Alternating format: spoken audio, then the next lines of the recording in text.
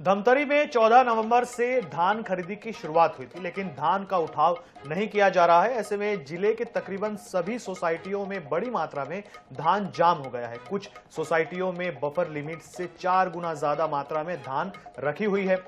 समर्थन मूल्य में धान खरीदी के 27 दिन पूरे हो चुके हैं। 27 दिनों में 22,41,280 क्विंटल धान 100 खरीदी केंद्रों में खरीदी गई है, जिसमें सिर्फ 4,82,926 क्विंटल धान का उठाव हो पाया है। जायजा लिया हमारे सहयोगी ने। नवंबर से जिले में धान खरीदी की शुरुआत की गई थी। लगातार धान खरीदी की जारी है और जिले में धान खरीदी की रफ्तार काफी तेजी से हो रही है, लेकिन उठाव की रफ्तार काफी धीमी है। इस वक्त मैं छाती के खरीदी केंद्र में मौजूद हूं। यहां का तस्वीर पहले दिखाना चाहूंगा।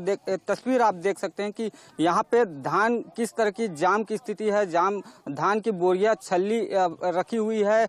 जो चबूतरा बनाए गए हैं वो चबूतरा पूरी तरह से फुल हो चुकी है। अब धान को नीचे में रखना पड़ रहा है। अब धान खरीदी का 22 दिन पूरा हो चुका है। 22 दिन में 22 लाख क्विंटल धान की खरीदी की गई है, लेकिन उठाव सिर्फ 4 लाख क्विंटल की ही हो पाया है।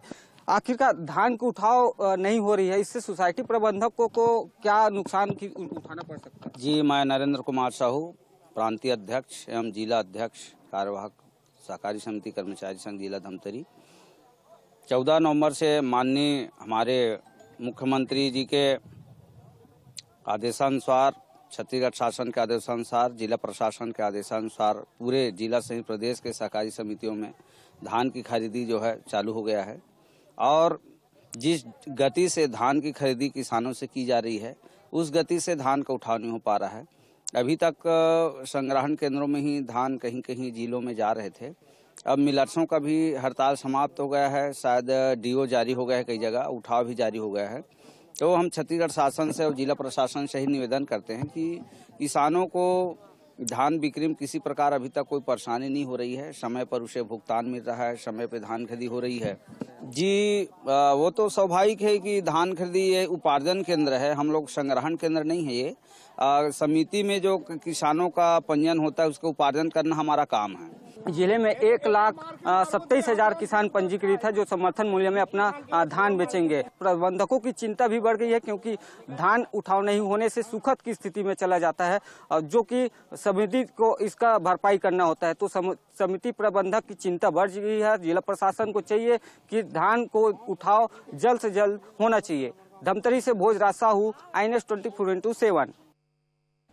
जांजगीर चांपा में धान खरीदी में तेजी आ गई है। उपार्जन केंद्रों में धान की आवक बढ़ती जा रही है। किसान लगातार बड़ी संख्या में धान बेचने केंद्रों में पहुंच रहे हैं। जिले में अब तक 20,000 किसानों ने करीब 7 लाख क्विंटल धान बेच लिया है, लेकिन केंद्रों से धान का उठाव अब तक शुरू नहीं हो पाया है। ऐसे में कई केंद्रों में धान का अंबार लगने लगा है।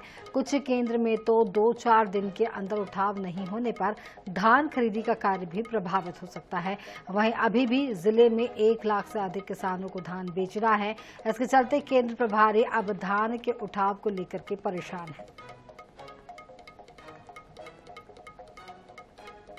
अभी 129 उपार्जन केंद्र में धान खरीदी प्रारंभ हो गई है। उसमें हमारे जिले में 1,27,000 किसानों ने पंजीयन कराया है और अभी लगभग 20,000 किसानों ने अपना धान बेच चुका है और 6-7 लाख के आसपास कुंटल की खरीदी अभी जिले में हो चुकी है। बालोद जिले के धान खरीदी केंद्रों में धान उठाव नहीं होने के कारण खरीदी प्रभावित हो रही है। डोंडी ब्लॉक के कुसुमकसा खरीदी केंद्र में धान खरीदी बंद है। यहां जगह की कमी और लिमिट से 3 गुना धान का स्टॉक होने की वजह से खरीदी की बंद की गई है। खरीदी केंद्र के बाहर सूचना चस्पा कर किसानों को जानकारी भी दे दी गई है। खरीदी केंद्रों का जायजा लिया हमारे संवाददाता।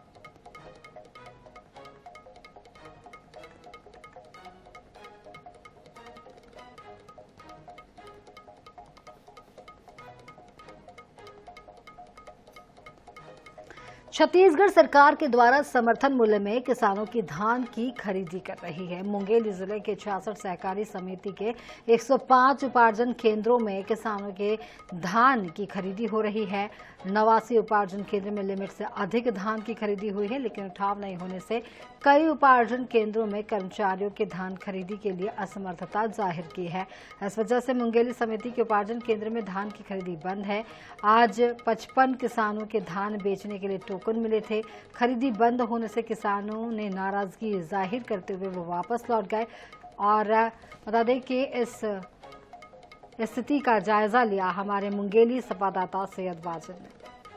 जिले में 66 समिति केंद्र के 105 उपार्जन केंद्रों में धान की बम्पर जो खरीदी है वो लगातार जारी है, लेकिन बम्पर खरीदी की वजह से उठाव नहीं होने की वजह से जो समिति केंद्र में जो है जगह नहीं मिल पा रही है। यही वजह है कि कई समिति केंद्र में बफर लिमिट से अधिक धान की खरीदी होने से धान खरीदी पूरी तरीके से प्रभावित है। इस वक्त मैं दाऊपारा समिति केंद्र पर मौजूद हूं, जहां पर आप पीछे देखिए, मेरी तस्वीर देखिए कि जहां पर पैर रखने की जगह नहीं है और पूरे धान जो है वो पूरी तरीके से जगह घेर लिए हैं। और यही वजह है कि आज यहाँ धान की खरीदी जो है 55 किसानों की धान के खरीदी के लिए टोकन जो है वो जारी किया गया था, लेकिन सारे किसानों को यह कहकर लौटा दिया कि उनके पास में जगह नहीं है। यानी कहा जा सकता है कि किसानों के धान खरीदी से किसान जो है वंचित हो गए हैं।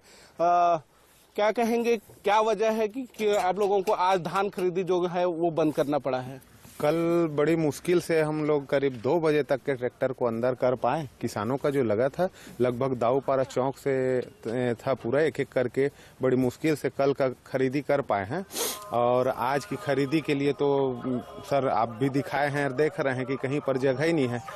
तो देख सकते हैं कि किसानों के धान जो खरीदी है नियमित रूप से चलेगी। हालांकि सरकार बात करती है कि किसानों के एक एक दाने की खरीदी जो है वो की जाएगी, लेकिन हालम और हालात ऐसे बन जाते हैं जिसकी वजह से धान खरीदी नहीं हो पाती सुचारू रूप से और किसानों को वंचित होना पड़ जाता है। ऐसे में जरूरी ये है कि हालांकि उठाव की प्रक्रिया पीछे आप देख सकते हैं हो रही है, लेकिन धीमी गति से। जिस तरीके से नियमित रूप से होना चाहिए उठाव, वैसा उठाव जो है वो देखने को नहीं मिल रहा है। यही वजह है कि आज किसानों को अपने धान खरीदी के लिए वंचित होना पड़ रहा है। ऐसे में चाहिए कि जो ऐसे आलम जो है करीबन 89 ऐसे उपार्जन केंद्र हैं जहां पर धान की खरीदी पूरी तरीके से प्रभावित हो सकती है। जरूरी यह है कि उठाव अगर नियमित रूप से हो पाएगा तो निश्चित तौर पे एक सुचारू रूप से धान की खरीदी और किसानों को पर्याप्त समय मिल पाएगा। ऐसे में आज किसान जो है अपना धान बेच नहीं पाए हैं।